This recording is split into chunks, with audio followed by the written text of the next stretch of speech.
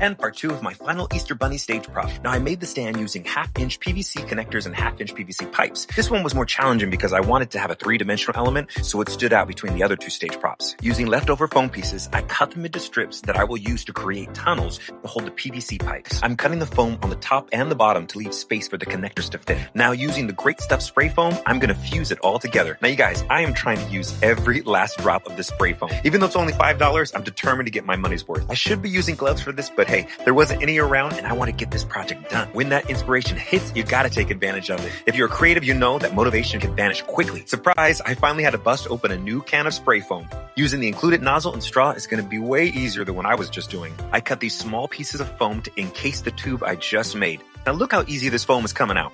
And none of it is getting on my hands. Now this is the way to do it, people. It's funny, I feel like I'm making a cake when I do these. I'm slowly layering on all of the pieces I just made, and then it's gonna take time for them to cure. Remember, this spray foam expands quite a bit, so you don't need a lot. Now, as I wait for the foam to harden, I wanna show you how I reuse the nozzle and straw. Now, right after I use it, I put them into acetone. I put the straw into a little water bottle and I shake it up to get all of the foam out. And then I use the nozzle and then I put that into a cup with acetone as well. I just wanna make sure the foam doesn't harden before I get to use it again. It's time to make the stand for the Easter Bunny head. So I basically use the same method I just did for the Easter egg portion of this prop. I make the tunnels for the PVC pipes. I use the Great Stuff spray foam, and look how easy that goes on, just like whipped cream. Love it. Honestly, once you get the hang of it, it's so fast and easy to do, and you're gonna be so satisfied by the results. The foam is 1 inch thick, and I don't need them that thick to go over this encasing here, so I cut them down with my hot wire tool. Very easy. And just like the other piece, I put them right onto the tunnels there, just making sure that I leave enough space in between. The reason I don't use a long piece of foam to cover this is because I want to see the PVC underneath,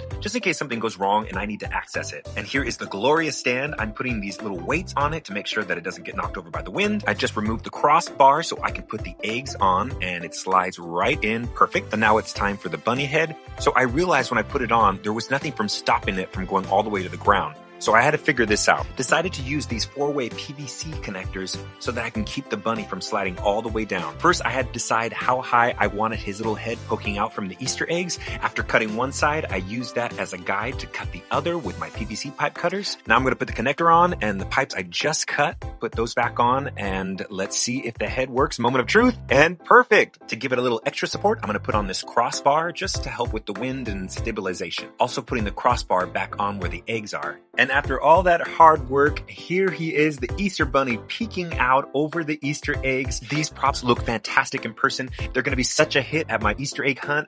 Thank you guys for joining me. Happy Easter.